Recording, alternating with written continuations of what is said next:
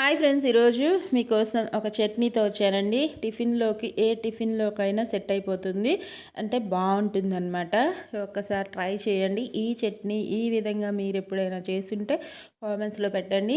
నేను చేసిన విధంగా మీరు కూడా ఒక్కసారి ట్రై చేసి మీకు ఎలా వచ్చిందో అది కూడా కామెంట్స్లో పెట్టండి. నా చట్నీ అయితే సూపర్గా ఉంది. ఏమేమి ఇంగ్రీడియంట్స్ వేసానో ప్రాసెస్ ఏంటో చూపిస్తాను ఇప్పుడు వీడియోలో క్లియర్గా అర్థమయ్యేలా చూసి ట్రై చేసి చెప్పండి. నచ్చితే లైక్ చేయండి.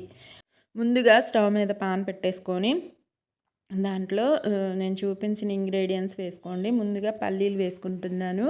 అవి కూడా ఒక 100 గ్రామ్స్ ఉంటాయి, కరెక్ట్గా సరిపోతాయి. వేసేసుకొని లో ఫ్లేమ్లోనే ఉంచుకోండి. ఒక్కొక్క ఇంగ్రీడియంట్ వేస్తూ చూపిస్తాను. లో ఫ్లేమ్లో ఫ్రై చేస్తే ఏమవుతుందంటే ఈవెన్గా లోపలి దాకా ఫ్రై అవుతాయి అన్నమాట. చూడండి, కాస్త కలర్ మారింది కదా. డ్రైగానే ఫ్రై చేస్తున్నాను, నూనె ఎక్కడ వేయలేదు. చూడండి, మనకి నూనె అవసరం తాలింపులో తప్ప ఇంకా మధ్యలో అవసరం ఉండదు. చూపిస్తున్నాను కదా. ఇవేమో పుచ్చ విత్తనాలు నా దగ్గర ఉన్నాయి. మీ దగ్గర అవైలబుల్గా ఉన్న వాళ్ళు వేసుకోండి. ఇవి ఎప్పుడు టిఫిన్స్లోకి ఒకే విధంగా తిన్న ఫీలింగ్ ఉంటుంది కదా.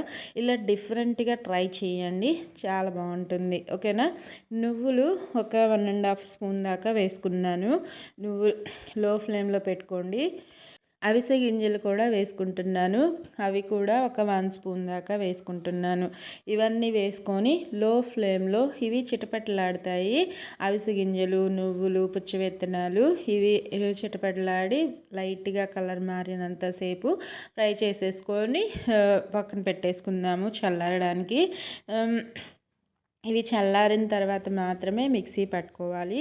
నేను కారం కోసము ఎండుమిర్చి కానీ పచ్చిమిర్చి కానీ వేయలేదు అనుకుంటున్నారు కదా. దానికోసం మీకు చెప్తాను చూడండి. ఇవి బాగా చల్లారబెట్టేసుకుందాము. ఈలోపు తాలింపు కూడా వేసేసుకుంటున్నాను. ఒక 2 స్పూన్స్ సరిపోతుంది.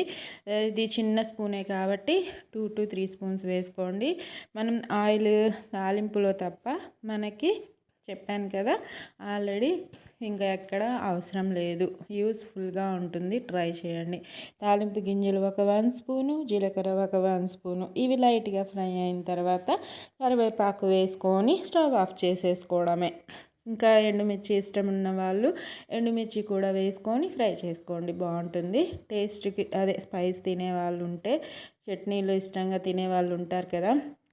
ఇదిగోండి, నేను ఇవి చల్లారిపోయాయి. ముందుగా మిక్సీ జార్లోకి వీటిని తీసేసుకుంటున్నాను. మనం ఫ్రై చేసి పెట్టుకున్న వేరుశనగ పప్పు, పుచ్చవిత్తనాలు, నువ్వులు ప్లస్ అవిసె గింజలు అన్నమాట. అవిసె గింజలు డైలీ మనం తినే ఫుడ్లో యాడ్ చేసుకుంటూ ఉండండి, మంచి హెల్త్ అన్నమాట. ఇదిగోండి, ఎండుమిర్చి, వెల్లుల్లి, ఇది నల్ల కారం. ఇది కూడా ఆయిల్ వేయకుండా పట్టి పెట్టుకున్నది అనమాట. ఇదిగోండి, కనిపిస్తుంది కదా. సాల్ట్ అంటున్నాను, కల్లుప్పు వేసుకున్నాను. చిన్న స్పూన్తో 1 స్పూన్ వేసుకున్నాను. ఎక్కువ వేసేసుకుంటే మళ్ళీ ఎక్కువైతే తినలేము. లాస్ట్లో చెక్ చేసుకొని సాల్ట్ మిక్స్ చేసుకోవచ్చు. మిక్సీలో చట్నీ కన్సిస్టెన్సీలో పట్టేసుకొని, మీకు మా వారికి పచ్చడి పల్చగా లూజ్గా ఉంటేనే ఇష్టము.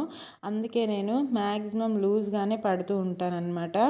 చట్నీ ఎప్పుడు చేసినా సరే మా వారికి కొద్దిగా గట్టిగా ఉంటే ఇష్టం ఉండదు. అందుకని మీకు నచ్చిన కన్సిస్టెన్సీలో పట్టుకోండి, మీరు ఎప్పుడు చేసుకునే విధంగా.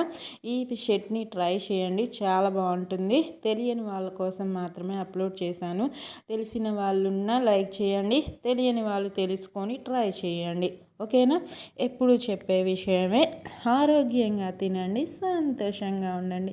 ఈ చట్నీ అయితే ఏ టిఫిన్లోకైనా బాగుంటుంది. తాలింపుని మిక్స్ చేసేసుకొని, చల్లారిపోయి ఉంటుంది కదా తాలింపు కూడా మిక్స్ చేసుకుంటే ఇంకా హెల్తీగా టేస్టీగా రెడీ అయిపోయినట్టే. మన పిల్లలు ఇలా విడిగా విత్తనాలు తినమంటే తినరు కాబట్టి ఇలా చేసి చూపించాను చట్నీ రూపంలో. మొత్తం ఖాళీ చేసేంత బాగుంది. ట్రై చేయండి. Thank you for watching friends. Bye.